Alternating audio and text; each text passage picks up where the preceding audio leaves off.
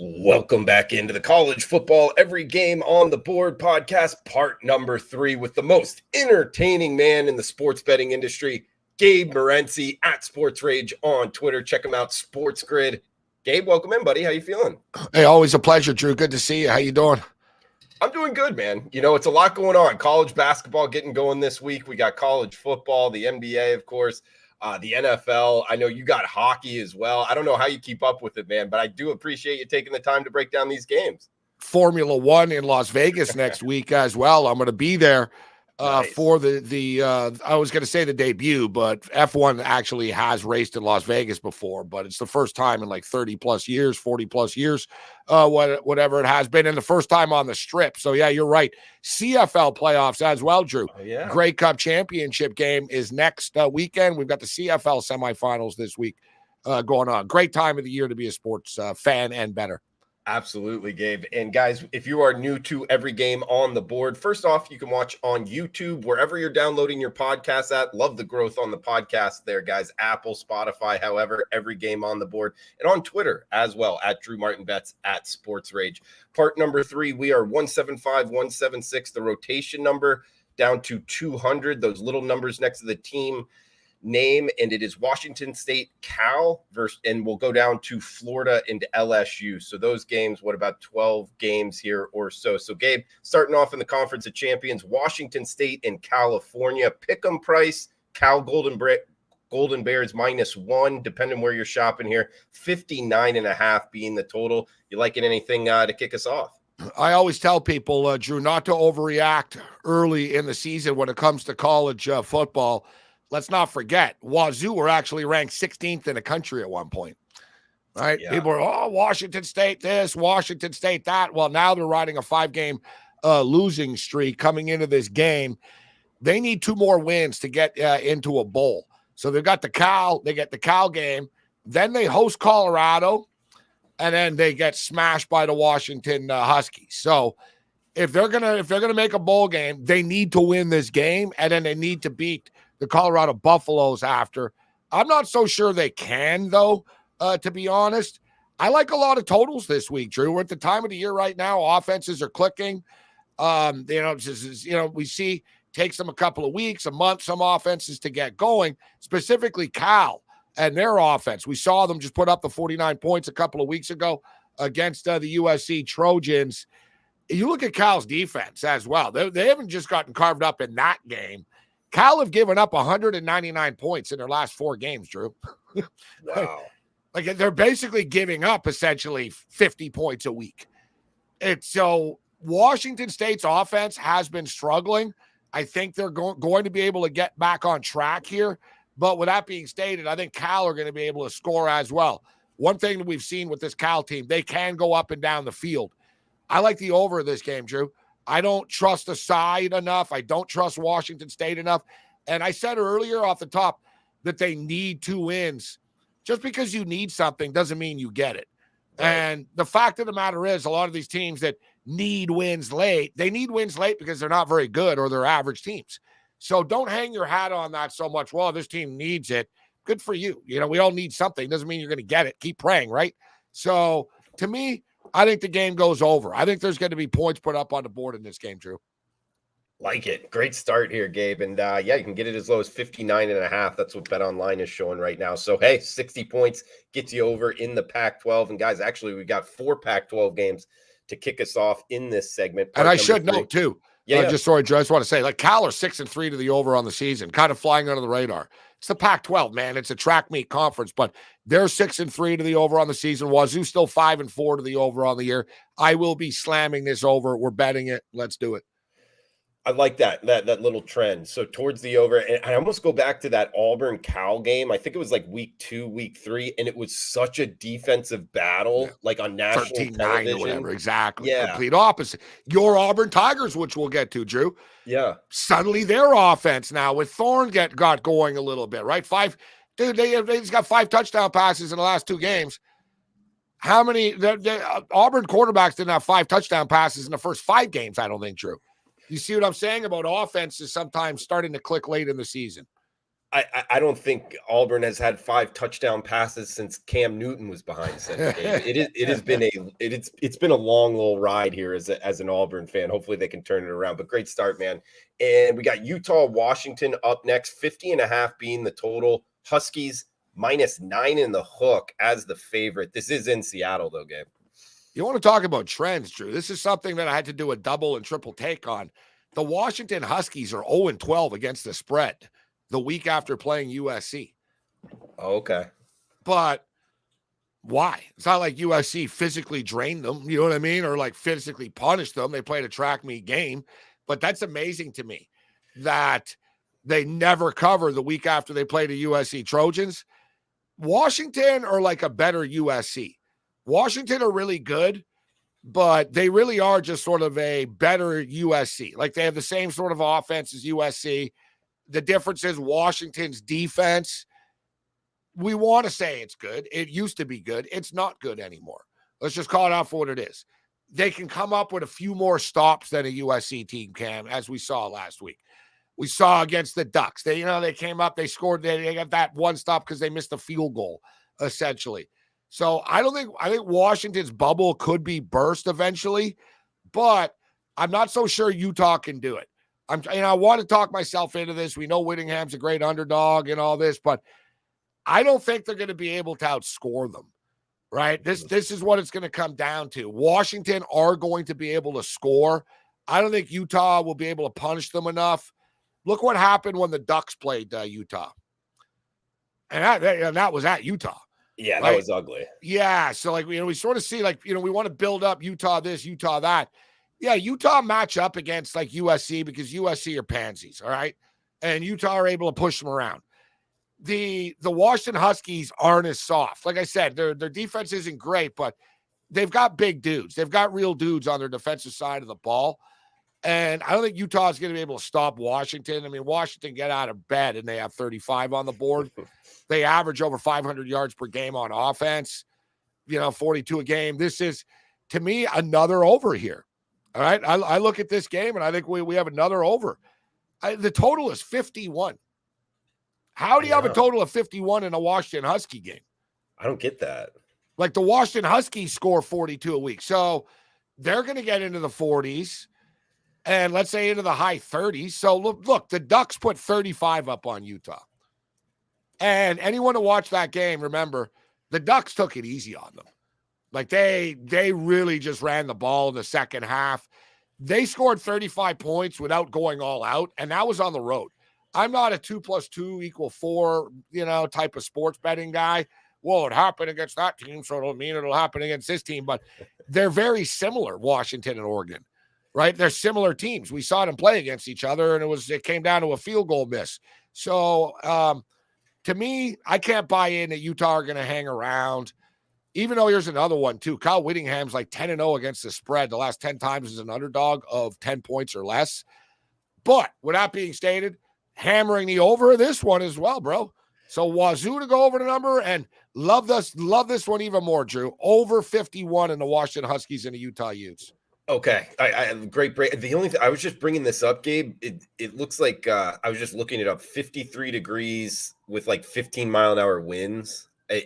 And also I need to ask you this because you're close to the area. Is it in Seattle? I don't even really know. Yeah, it is in Seattle, and it's on the water. Okay, you see, it's pretty cool. You take the taxi ferry there and the boat and stuff. But so when you just said that about the weather, I'm a big anti-weather guy, Drew. Okay. Like when it comes to sports betting, I really am. I used to fall for it. When I was younger and dumber, I used to fall for it. Oh, it's going to be wind. It's going to be this and it's going to be that. Yeah, whatever. Number one, if you actually are betting on a weather, if you are counting on the weather and that's your angle for an under, or that's your angle like for a side of a team because of the weather, you better freaking wait until kickoff and see the weather. And see, great point. Yeah, don't oh, man, all week the Weather Network or Google. I punched in the weather on Google.com and it said it was going to be sunny, right? Like, okay, the weather is wrong often. The weather changes in today's day and age. So always wait. The other one is too, you just said something there about, 53 degrees and, 50. I don't buy 15. I don't think that matters. 15 miles an hour. Once we get into the 20s, I think it matters. But I think it matters like who's playing. Like if you told me like the UCLA Bruins were dropped into this or whatever, like, but it's not even that bad. But Drew, the Washington Huskies, these guys practice outside. Like the Utah Utes, these guys, like, they live in Utah. It's cold there. Yeah. Okay. You know what I mean? It's sort of like you played football in Florida. Like, how many times did you play in the rain, Drew? Right? Like, and pretty heavy rain, probably, right? And you're like, yeah, it's raining. So what? It always rains. Yeah. You know what I mean? Like, so I'm not buying in. Man, look at a MAC game last week, bro. There was a massive snowstorm, crazy wind. It sailed over the number. And the other MAC game, the same game, there was beautiful weather that was supposed to go over, went under. Yeah. Oh, man. Hey, last thing here, Gabe. You brought up the trend with Washington the week after they play USC. I think you said 0-12 against the spread. The thing that comes into my mind, there's a lot of players on Washington from the Los Angeles area. Yeah. That could be actually like a factor where that trend does matter. Any quick thoughts on that? Yeah, it's interesting you say that, but everybody's from California. That's the whole thing. It's funny. People think like that football sucks on the West Coast or something like that. You know where's CJ Stroud from? He's from LA. Where's Bryce Young from? He's from Pasadena. Like, you know what I mean? We can go on as far as like, the players. And it's funny because Arizona, I think it was Arizona, the coach Fitch asked his players when they were playing against USC before the game. He said, put your hand up if you're from California and you want to play at USC. 43 guys. Wow. 43 guys said, yeah, I'm from LA. I'm from the area. I want to play for the Trojans. He said, well, let's go beat them now. Said, you're not playing for them. Let's go beat them now. But you're right, man. Utah's another one, Drew. They got a bunch, big time. California's just, the hotbed for the Pac-12. But I think in the past, Washington haven't been as good. So there's no letdown or anything like that for this team, right? There's not going to be a letdown. I love the over to Washington game, Drew. I think they probably do cover as well. I think they win, like 40-28 or something like that, 40-24. Utah are good, but not great. I think Washington will sort of pull away from them. He's Gabriel Morency at Sports Rage on Twitter. Check him out at Sports Grid, guys. He's got his late night show. I'll actually be joining him Thursday night tonight as we're recording here Thursday about 1:00 Pacific time. And Gabe, I know you got a hard out, busy guys. So I guess we got to kind of speed it up here. Arizona State and UCLA. We got the Bruins minus 17-point home favorites, 44 the total in the Rose Bowl. You look at UCLA. And you wouldn't think of defense with this team, but there actually are 7-2 to the under. Arizona State are 6-3 to the under. But I think the odds makers have overreacted here, Drew, with a 44. I know I like a lot of overs this week, but this is a low total. And like, really, I don't know what I'm really missing here. Utah just hung 55 points up on Arizona State like last week. Like they just hung 50. UCLA have scored 25 or more points in 4 of their last 5 games.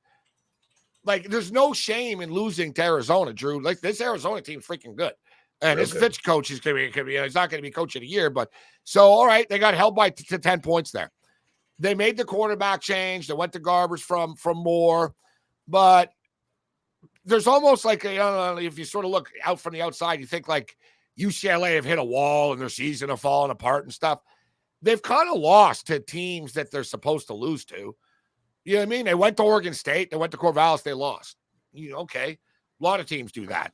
Losing Arizona, I'm sure the UCLA boosters weren't happy about it, but Arizona are good this year. So I don't think UCLA are a bad football team. This is sort of a get well spot, I think, for the Bruins. But I don't really trust them to be laying the type of points here. But I really do like the over here, man. Like I said, ASU put up 55 on them. Gave up 55 to Utah. Washington State scored 27 a couple of weeks ago on Arizona State. I think that UCLA get into the high 20s, into the 30s, and it's enough to push this game over the 44, Drew. I like the over of this game. Pac-12 overs to start here. Stanford and Oregon State. We were seeing Beavers minus 20 in the hook at home. 54.5 being the total here, Gabe. This is a weird one. This one. Stanford, Stanford looked terrible one week, and then the next week they look good. And then you think, okay, maybe we can play on them. Then they get smashed again. I almost, they've almost been better on the road in some of these spots than they have been at home, where they just sort of go on the road and take chances and stuff. I don't think it happens here at Corvallis. I don't love this one, Drew, because it's such a big number. I don't know about you. I don't love laying 21 unless there's a real strong side to this. But the Beavers are basically unbeatable in that stadium. They don't take the pedal off the metal. I think this one could get ugly. I would look for a Beaver route or pass here. Gabe, you're a well-traveled guy, well-cultured guy. I was talking to one of my friends, and I said FIU is the worst home atmosphere in college football, Florida International. And he brought up, well, actually, the farm at Stanford he thought was the worst home field. Which one would you put? I mean, is it that bad there? Are we doing big time stuff, or like, because you watch some of these MAC games, bro, and yeah. I mean, there's like you see that the track, and there's like empty stands, and so you're right though about that. Like they're kind of apathetic about football right now at Stanford since the Andrew Luck and the Harbaugh days, but it used to rock, right? I mean, it's a great sports environment, the entire area, the Bay Area. So it's a sports mad fan base, but the Stanford crew has become apathetic. And I think, we'll get to the picks, but and I appreciate the well-cultured reference. I don't know about that, but on a more philosophical point, actually, about this is you went to Auburn, so you know this stuff, and you were in a rabid base, but more and more, Drew, students, it's a new world, bro. Students aren't going to college to smoke bongs and to drink and go to football games. We have a lot of like foreign students that are very serious about their studies, geeky kids. So where I'm going with this is like the Stanford, there's not a bunch of students that are saying, oh, let's go get drunk at the game. Right. You know what I mean? It's not their culture. Their culture is let's get together, go to Starbucks and study and talk about rocket science. You know what I'm saying? Absolutely. So it's sort of, and it's really come together now that they're not good. If they were good, the 49er fan would go, just the average guy in the city. Yeah, let's go to the Stanford game. They're good. Right. But they suck. So why is anyone going to go? That's a great point. And actually, my uncle, he went to Georgia Tech, and he was saying they're having a problem with that. A great school like engineering, because they're getting a lot of like Asian kids coming over and then leaving right after getting their degree. They don't even understand football. And nothing wrong with it. We're not saying, oh, they're damn forced. No, I'm just saying it's a factual thing where, kids coming from India, from Asia, from China, from different countries, and they're little geniuses. They don't care about Georgia Tech football. Exactly. Yeah. And they're studying. They're actually like, I want 100% on every test. Like they're nut jobs. You know what I mean? Yeah. And no, but it's even American kids. They're not going to the games anymore, Drew. They just sort of they'll watch at home. It's a changing culture, bro. Right? It just is. You see empty seats, man, at big time schools that used to be unheard of. Yeah, the times are changing for sure, Gabe. No, great conversation, man. Sam Houston State, Louisiana Tech up next. I actually let me ask you, is there a team that's as bad as Sam Houston State that's gotten as much credit and respect from the odds maker every week, Drew? Like, dude, they've been like terrible and been favored and stuff like that before. And with all that being stated, I don't trust Louisiana Tech here at all. Louisiana Tech guys 3-7 against the spread on the season. I'm not a mathematician that went to Stanford, but I know that's 30%. So, if you bet against them, you're covering 70% of the time. And I almost put my faith in the odds makers here, Drew. Sam Houston State have been competitive. We've seen them. They played a butcher schedule, man, of really tough teams early in the year, and they hung around. They battled. Their defense has battled for a team that has one win, and it came against Kennesaw. They actually compete pretty hard here. So for me, it's underdog or pass, Drew. Love the breakdown, Gabe. We got USC and Oregon up next. Ducks -15, 74, 75 even being the total in this one. I think the Ducks it's a feeding frenzy. I don't think they're going to let up. The USC Trojans are broken right now. We see They fire their defensive coordinator. This is not going to end well for Lincoln Riley here. I mean, he can't stop Pac-12 offenses in the sunshine. Well, buckle up, bro, because you're going to the Big Ten next year. And, oh, yeah, by the way, you lose the number 1 pick in the NFL draft. So you can't win with the number 1 pick in the NFL draft, and now you're going into cold weather and playing next year in a physical conference. Like, if I'm Lincoln Riley, I actually bolt for the National Football League, point blank, because otherwise my reputation's like going to be ruined. I'm going to be 7-5, 6, whatever, and it's going to be a disaster moving forward. But I look at this game. I think the Ducks are for real. I think Bo Nix. Your boy Bo Nix, man. Imagine if you had him. Bo Nix is playing like elite football, Drew. Oh, yeah. Like elite, like top of the top, like matching up with all the top tier quarterbacks. He's played himself into the top 10, top 15 talk of the National Football League draft right now. And this is a showcase special. Last week, I don't know, I saw some, I think it was like 90 scouts or something like that. 90 NFL personnel were at that USC and Washington game. This is the same thing. It's Bo Nix versus Caleb Williams. Caleb Williams is the consensus number 1 pick in the draft. You have a chance here to showcase your skills against him. And the Ducks are also trying to crash the party into the playoffs.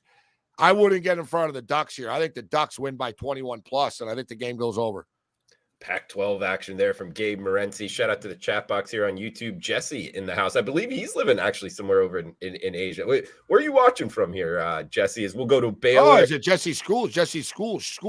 Yeah. Jesse, yeah. We got Baylor, Kansas State up next. Wildcats -3 touchdowns at home, 55 being the total in the Little Apple here, Gabe. Oh, let's get back to the totals on this one, man. This Baylor team has big-time trouble getting stops. They've given up 25 or more points in 6 straight games, and that's kind of being kind when I went over it. 29 or more in 4 of the last 6, 30 or more in 3 of the 6. K-State are going to score on them. I don't really like laying 21.5 points in that territory with a K-State team. I prefer K-State like in the spot they were in last week against Texas. But we saw, and for the record, that was the stupidest coaching decision ever, Drew. You're in freaking overtime. Why? Like, why go for it? Just kick the field goal. You had all the momentum. Like, Texas were the ones that blew the lead. Texas were the ones that were panicking. I thought that the coach cost Kansas State the game last week, personally. Baylor are bad. I think there's going to be points put up on the board in this game, and 55 is a fair price. I like the over here, Drew. Okay, like it, Gabe. We got Rice and UTSA up next. San Antonio, the Roadrunners, -14 at home, 58 being the total here, Gabe. So I'll ask you a question here, and I don't want to put you on the spot, but I'm not sure about JT Daniels' status for this game as of now, right? Okay, I'll look it up. Yeah, and I don't think you're going to be able to find anything. Like, it's still up in the air. And plus, it's Rice, so it's hard to get information. You know what I'm saying? Like, I spent a couple minutes before I came on. I'm like, what about JT Daniels? JT Daniels. Maybe someone in the chat knows. I don't see the chat, but maybe someone in the chat knows. Listen, man, UTSA, they kind of struggled earlier in the year. I was surprised. They had Frank Harris back again, and they stumbled out of the gate. What was it, to Army, and they were losing games early. But UTSA have started to string it together right now. They've won 5 games in a row. I like this Rice team, though, Drew. This Rice team is competitive. And, say what you will about JT Daniels. He's been at every school, but for a kid that started off at USC and ends up at Rice, he's like, he's like Kramer and Seinfeld competing against the 10-year-olds. So he should play well against this competition. I think it's too many points. Rice haven't really been murdered too many times, Drew. Like, I think it's too many points in this game. But obviously, like I stated, keep your eye on the JT Daniels quarterback situation for the Rice Owls. Yeah, I can't find that. And it's some of these where it's like you got to pay for the Houston Chronicle. I don't know. The paywall with the local, the local paper. Yeah. There's actually a secret if you do a quick copy right before that paywall comes up. Sometimes you can you get the whole truth on it. Look at that. Huh? Yeah, and then isn't that the worst though? As a handicapper in the modern era, oh, it's terrible. You're clicking around and you're like, son of a bitch, and you start reading and it pops up. And it's always some stupid the Idaho Courier or something. It's like, guys, I'm not subscribing to the Idaho Courier. I just want information on the Vandals. Like, just is the point guard playing? Like, you know what I mean? It's like $4.99 a month. I know. It's like gonna be sometimes I come close. Like the Athletic, it's like, all right, yeah, it's good content, whatever, $2 a month, whatever. But like sometimes sure it pops up. Like I was on the Louisville Courier Journal, like whatever the other day in Kentucky. Dude, I'm not subscribing to a Kentucky newspaper. I just want information about the team. It's terrible, man. But hey, quick shout out to our sponsors of the show, Viva Tequila Seltzer, vivatequilaseltzer.com, 4.5% ABV, zero sugar, guys. Helps not getting a hangover. Get it shipped to your house. Check them out, vivatequilaseltzer.com and betonline.ag. The game starts here. Looking for a sports book? Check out betonline.ag. Big Ten action up next. Indiana and Illinois, Gabe. We're seeing the Illini minus 6.5-point home favorites, 44.5, actually 44 now at BetOnline being the total. Champagne, you liking anything here? Don't love it, but I think Indiana's coach is probably going to get fired at the end of the year, and I think the players like him. You know what I mean? There's sometimes coaches where it's like, yeah, our coach's a big jerk and he sucks and we're glad he's going to get fired. Mm-hmm. I don't think they feel this way. I think they like him coming off that big win as well. Illinois are just not built to cover point spreads as a favorite. So for me, it's the Hoosiers or pass here, Drew. Hey, you bring up the coach. Did you see that Lane Kiffin little incident with one of his players where he was recorded? No, I didn't. Okay. What happened with Lane Kiffin? It was just, I guess somehow there was a recording and he kicked the kid off the team. But if you hadn't seen it, I'm not going to ask for your opinion. We'll talk about it tonight on Sports Rage. You'll find it. It's just coming out. But we got Troy, UL Monroe up next. Monroe, Louisiana here. I'm fired up. Like I'm looking out here. It is Ole Miss Lane Kiffin, DeSanta Rose exchange and revealed leaked audio. Okay, leaked audio. Okay. Oh, is this there's lawsuits and stuff coming about it. That's why. Yeah, it's a situation. You need to sit and listen to it. I will. Yeah. I am looking forward to that game against Georgia, though. And I think Georgia are going to murder them. They probably will. Anytime I want to go against Georgia, they always smash me. I can't go against them. We get the Warhawks here, though, catching 21.5. Anything in the Sun Belt, Gabe? Yeah, this Troy team. They're good. Yeah, and you know what? They're really good on the road, Drew. 9-0 against the spread. Do you realize that? The last 9 road games? No, it's a nice stat. Yeah, they're on a 9-0 ATS. I was like, really? 9-0 ATS road run. They're actually better on the road. Like at home, they seem to play in a lot of close games, but on the road, they step up. This number is high. Monroe suck, all right? But they are 4 and 5 ATS on the season because they get a lot of points all the time. Getting 21.5 points on their home field, for me, it's just too many points to lay here, Drew. I just want to bring up the Troy dominance on the road, but I can't lay 21.5 on the road, bro. Fair enough, Gabe. We got one in the SEC here. I believe this is SEC CBS game of the week. Tennessee and Missouri, 57 being the total. Vols down to even as low as -1 point favorites, -2 at other shops. You liking anything here? Yeah, when I look at this, number one, we're back to the over. I think this game's going to be a track meet. Missouri have one of the best offenses in the country. I thought that was super impressive last week, what they did. Listen, I didn't think much of Drinkwitz in the past, right? They're coached, Mr. Mediocrity and 6 wins. Yeah, me neither. But this is going to be a good football team next year. Like, you know what I mean? Dude, they're going to have their quarterback. Luther Burden III is going to be back next year. Arguably going to be the number 1 wide receiver taken in next year's draft, not eligible this year for the draft. But they've got like studs on this football team. And I imagine it only develops a little bit more. You know what I like about this, Drew? Well, we saw similar situation. Remember, we saw Kentucky and Georgia play, and they were undefeated. And everybody tried to big it up. Oh, Kentucky, maybe Kentucky can play with them. I was one of them. Yeah. And, you know what I mean? Missouri played LSU that same weekend. What happened that weekend? Missouri lost a wild track meet game that they were leading and stuff. It just got away from them in the last couple of minutes. A pick six. Yeah. That was a bad beat. Yeah. Terrible beat. But I'm saying they traded blows. Boom, boom, boom with LSU. They just traded blows with Georgia. Last year they played Georgia. It was 26-22, whatever it was. 27-22, 26-22. Like, this is a couple of years that are like Missouri are stepping up. They got ballers. They got kids that are going to the NFL. But where I'm going with this is when they lost that LSU game, the next week they went to Kentucky. And it was Kentucky coming off their first loss of the year, and it was Missouri. And you could say, oh, Missouri, their bubble has burst. They lost to LSU. Now they're going on the road. What did they do in that game? They went on the road and they won pretty easily. They beat Kentucky. I think this Missouri team has balls, Drew. That's what it shows me. They're like, last week's gone. Now we're back. Let's, you know what I mean? I think these kids are crying because they lost to Georgia. I think they're thinking, you know what, man? We're not that far off from those guys. We played them 2 years in a row, and we've lost by less than 14 points combined. So I think it's a confident football team. And they're almost like this year, like last year's Tennessee to me or something, if you know what I mean.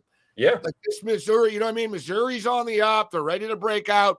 Tennessee are who they are. I think they're good, but I like Cook better than Milton here. I like Luther Burden. I like the home field advantage. I like Missouri in the over. I've covered 6 of the last 7. I'm with you. I think you get the better quarterback as well. A little home dog action here in the Missouri Tigers. 2 games left here. Gabe, it does look like we'll be able to get you out on time. I was worried about it, but it's all good. Yeah. Yeah. Right after this, I'm not like, I don't have a limo waiting. I've got Mr. Brent Beard, SEC talk coming up too. So more of college football talk coming up. It'll be all on Rage tonight. And former Maryland Terrapin and San Diego Charger great on the show tonight with you too, Drew. Sean Merriman. Going to be joining. I love that, Gabe. Doing big things, guys. Check them out. Sports Grid, Sports Rage tonight. I'll be on the show as well. We got Auburn and Arkansas up next. Ooh, Pig Suey, minus 2.5-point home favorites. 48.5 being the total. Arkansas, they were the best 2-6 team in the country. They've won a couple now. I don't know. What do you like in here? True, I give up on this team, bro. I told you. I think they're the best 2-5 team in the country. Then they went out and lost 7-3 on their home field to Mississippi State. And then they go to Gainesville and they beat Florida. I don't know what to make of this team. I mean, 1 week they score 3 points and the next week they scored 38 points. I have a hard time with this. Speaking to people, and I do know media people that are pretty smart and respected and know stuff in the SEC. And word is Pittman could get fired.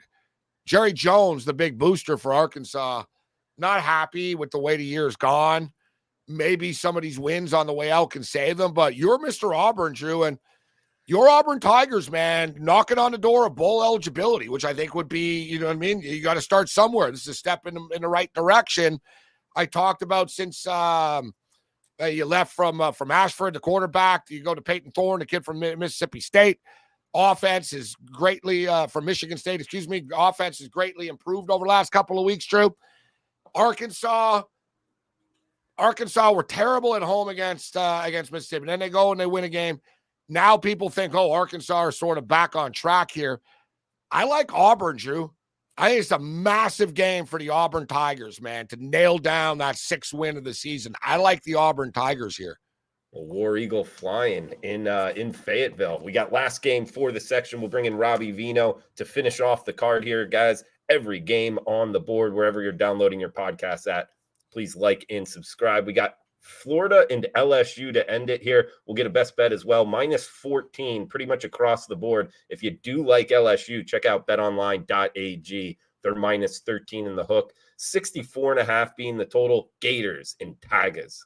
Once again, quarterback situation. Jaden Daniels. Is he playing? If he doesn't, Neusmeyer can play. But it's not the same. Listen, man, this Florida team, I have a hard time believing in this Florida team at all. But, it's just one of these instances where it's sort of like Arkansas, where 1 week they're terrible. And I don't know. I don't think Napier's on the hot seat. No. But he probably should be. I don't understand the patience that they're showing here. I think they think that the cupboard was so bare that it's going to take a while to redo it, but I don't know. I don't see progress here, Drew. But as far as the Florida Gators are concerned, they seem to be spinning their wheels. The Florida State Seminoles are about to dominate this state right now. Now that they're good, all the kids are going to want to play for them. And speaking of which, actually, there's another quarterback situation, but I think Van Dyke should be good to go. I actually do think the Hurricanes can hang in that game, Drew, against Florida State. I wouldn't be surprised. It is in Tallahassee, but that was a great point, Gabe. I don't think a lot of people realize this. Like, I feel that it costs Gus Malzahn his job. It matters what your rival in state is doing for your head coach's security, meaning Florida State being in the national championship conversation hurts Billy Napier's kind of like job security because he's got to get up there. That was a great point, man. Yeah, and what it does, though, is that there's ramifications to it for years to come. Let's say you're a high school kid and they all choose. And you grew up in this system, Drew. So no one really is, I know the kids in the Jacksonville area, the Gators, etc. But for the most part, if you're a Florida stud, it's more, I'll go to wherever the hot school is. For a couple of years, it was the Gators, right? And, in our day with Bobby Bowden and FSU was the cool one. And Miami, the U. They sort of change in coolness. So right now, put it this way. If you're a stud high school recruit, and you've got offers from all three schools, the Miami Hurricanes, the Florida State Seminoles, and the Florida Gators. Why would you go to Florida right now? I don't know, you guys lose all the time and your fans are always mad and you always fire everyone and your offense sucks. Like, why would I do this? I'll go to Tallahassee. So and look at Michigan. Michigan beat Ohio State a couple of years. The recruits start saying, I want to be on Team Blue. Right? All the big recruits go to these games as guests. You got to win those games, right? Like, you know what I mean? You got to win those games. Absolutely. Great point. At Sports Rage on Twitter, guys, check him out. Sports Grid. He's got the Sports Rage show going each and every night, late night there. I'll be on tonight. And shout out to the chat box. Drew and Gabe being a great combo. We appreciate that. You were a fan favorite last time you came on, Gabe. A lot of the Every Game on the Board listeners wanted to hear you again. Glad to have you. Would love to have you back, man, whenever you got a chance. But I'll throw it over to you. I know you got to get out of here. Final thoughts, and if you got a best bet for the people. Hey, always a pleasure, Drew. Always enjoy breaking down every game with everybody. Thanks for the kind words. Listen, man, what a weekend of football we have coming up. Keep your eye on the CFL playoffs as well. Little bonus pick on the way out. Yeah. Take the BC Lions and the Winnipeg Blue Bombers to go over 50.5 on Saturday evening, 6:30 Eastern time. And Michigan have been in the news a lot this week. I don't know if people have heard, but they're actually playing a football game as well. And I think they're going to beat the Penn State Nittany Lions more convincingly than Ohio State did. I think Michigan just have a chip on their shoulder right now with all the controversy around them. Look for Michigan to win this football game by double digits in Happy Valley. Won't be so happy when the game's over. All right. Best bet Michigan, guys. -4 is the low watermark. That at betonline.ag. So Gabe's best bet Michigan -4. Gabe, anything else before we shut this down, buddy? No, we'll see you tonight on Sports Rage. Thanks, Drew. Absolutely, guys. Sports Rage. Check it out. Sports Grid. Also check Gabe out at Sports Rage. Huge shout out to betonline.ag and vivatequilaseltzer.com. Guys, we'll be back with Robbie Vino. Thanks for chiming in here on the live stream and cash those tickets.